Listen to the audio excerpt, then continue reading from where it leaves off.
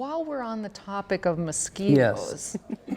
I see something Yeah, what's, across the studio. oh yeah, well I brought my big mosquito head. I So- was kind of so- interested. Well, there's some new forefront here on mosquito technology. And so tell us, some of it I think Dr. is very good and some of it's really bad. Now here's one that you might think is just a gimmick in it, but I think this little gimmick actually works, and I actually recommend this one. This is called Mosquito, and it's a little cool different colored stickers that you put on the mosquito bites for kids, but I think adults could use them too. And you put it over the mosquito bite, and what it does is it discourages you from scratching at it right away, and discourages you from scratching at it as the day progresses, because a lot of times the reaction is intensified by just the scratching.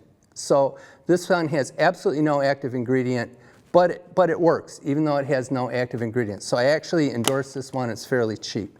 They also have these little suckers you can get. The little syringe suckers, have you seen? They're called the mosquito thing. I've seen those. I was going to bring mine, but I think I gave it away to somebody who actually believed that they work.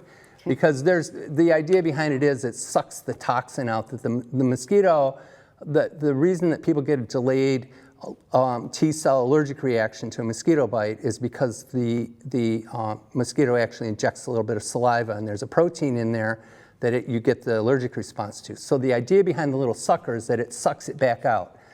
But it's never been proven that any of that toxin actually comes out when you do that. I think it just gives you a little hickey right at the spot. So, and in my mind, it would just do nothing but make it worse. But some people claim that it works. But I did put together a mosquito head model so that when you see how a mosquito actually bites, you will understand how there's no way that you could just suck that toxin back out. So if you'd like me to show you that. I would like to see All right. that, Dr. Sulik. So this is Wilson, my mosquito model head here. So don't worry, this is not an actual mosquito. It's been genetically modified with a volleyball and some hardware stuff from Menards. But I used to think that when a mosquito bites, those little sucker things would work. If when a mosquito bites, it's just a straw that goes in, they suck the blood, and it comes back out and there's a straight hole. Then there might be some truth to those little sucker things. But here's how a mosquito actually bites.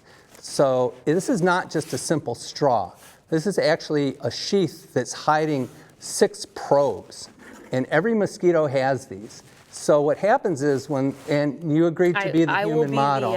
All right, you ready for this? Mosquito victim. And no, I can't actually stab you with this. Or you'd have to get your We'll robotic have to call the trauma surgeon. team. You'd have to call your robotic surgeon in. So what happens is this sheath actually separates down, and this little flange, I call it a flange. I'm sure the mosquito experts won't call it a flange. They'll call it something else. But this actually slides back, and these probes actually go into your skin. And this flange actually slides back. And in fact, we have a picture of a mosquito biting. There it is. So if you look at that picture, you can see the mosquito head, and you can see that sheath actually bent back, and you can see those 6 little probes going into your skin. Every mosquito bite works like that. You never see it because you smash them by the time you see it. So, all right, you can come back to me now. So what happens is with these 6 probes, 2 of the probes actually have little saws on the end, and they vibrate and start cutting into your skin. And from there are 2 other probes that actually separate the skin, and then there are 2 straws. One of the straws actually injects things like a little bit of saliva and toxin into your skin, and other goodies like possibly malaria or Zika virus, those kinds of nasty things. And then the other one, this orange one here, actually sucks your blood.